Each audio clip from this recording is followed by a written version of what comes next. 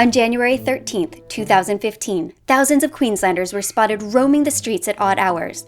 They arrived at work only to discover that the doors were locked and the lights were out. Baristas reported that their customers were much groggier than usual. And the Queensland Police Department noticed that there were far more people on the street than there usually were at that hour. They even tweeted saying, "It's almost like everyone decided to get up 1 hour early this morning." Was it a brain leech? Was it something in the water? No. It was code.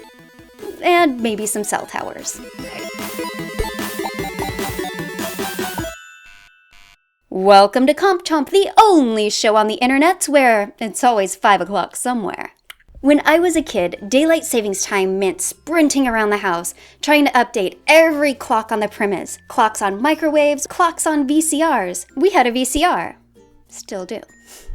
There was that sad moment when we realized that the clocks in the car, those were probably not going to be updated for weeks. And we'd complain about how we were so tired, regardless of how much time we had actually slept the night before.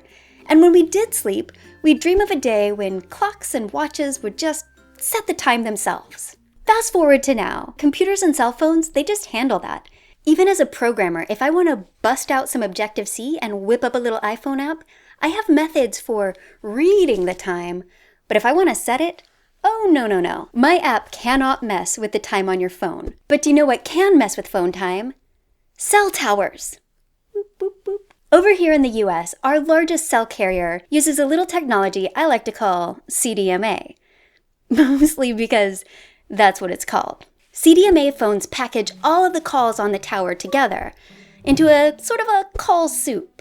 This call soup is then transmitted to all the waiting phones. Essentially, when you get your phone call to your grandmother, you're not only getting grandma's call, but you're also getting your neighbor's repair call and your sister's never-ending boy of the week call. Wow. It's all together. Your phone and the tower, they agree on a special code just for your phone. And that agreement, which we'll call the long code, because again, that's what it's called, is what your phone uses to piece your call back together. It is actually super cool how this works. So when you first turn on a CDMA phone, it starts looking for the cell tower, and when it finds the cell tower, it transmits its short code. And the short code is basically like the cell phone's unique identifier, kind of like a name, except there are a million bajillion Jessicas in the world, but there will only be one phone with this short code anywhere. Once it's sent the short code over to the cell tower, it starts looking for the sync channel. And the sync channel sends all sorts of information to the phone.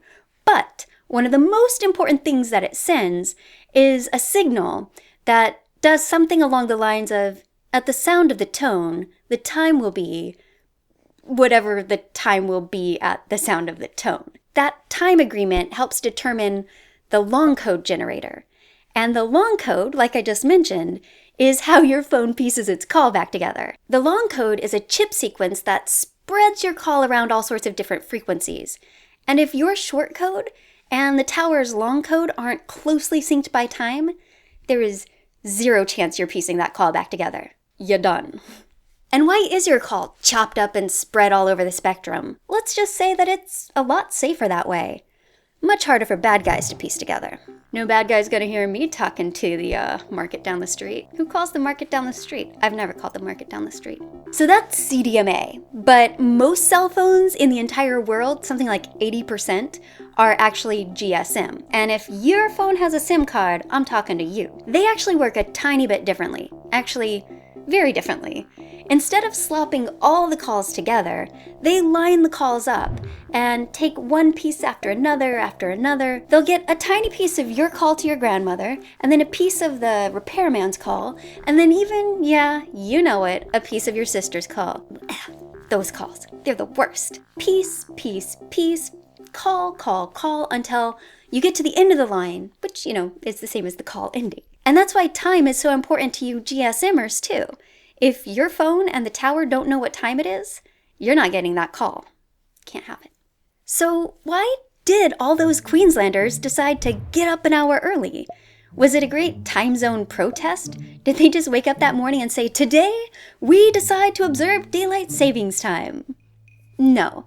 They trusted their cell phones, and their cell phones were wrong. It turns out there was a glitch in a local cell tower, and it was actually set to New South Wales, which did observe daylight saving time. So all those Queenslanders were leapt forward without so much as a how do you do. But all was not lost. The cell company did promise them all a free cup of coffee. Tell you what, you guys make that a cup of hot chocolate, and you've got yourself a deal. Chomp.